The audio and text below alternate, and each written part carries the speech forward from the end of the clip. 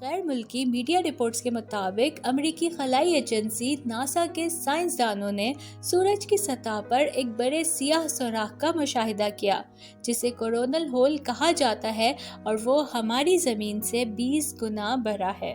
اسے ناسا کی solar dynamics observatory نے 23 مارچ کو سورج کے جنوبی قطب کے قریب دریافت کیا تھا۔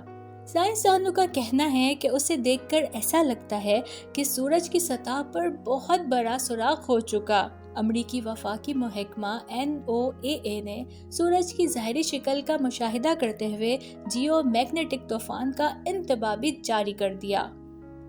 ان کا کہنا ہے کہ گیپنگ ہول کی وجہ سے زمین کی طرف 2.9 ملین کلومیٹر فی گھنٹے کی رفتار سے شمسی ہوائیں چل رہی ہیں جو کہ جمعے یعنی آج ہمارے سیارے سے ٹکرائیں گی۔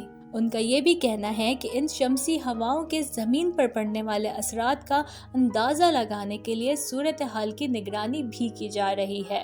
خیال رہے کہ سورج سے نکلنے والے چارج شدہ ذرات کا مسلسل بہاؤ زمین کے مقناطیسی میدان، سیٹلائٹ، موبائل فون اور GPS کو متاثر کرنے کے حوالے سے جانا جاتا ہے۔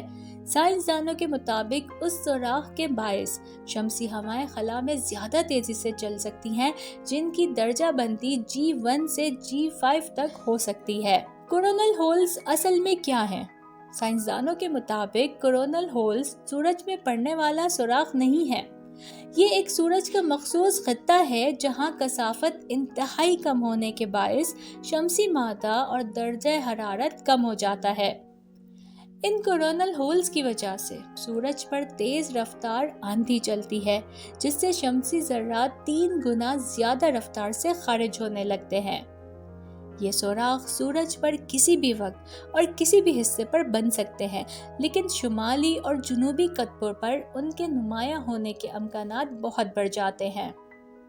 ناسا کے مطابق کورونل ہولز کو آنکھوں سے نہیں دیکھا جا سکتا بلکہ اسے دیکھنے کے لیے انتہائی الٹرا وائٹ یعنی EUV کی ضرورت ہوتی ہے۔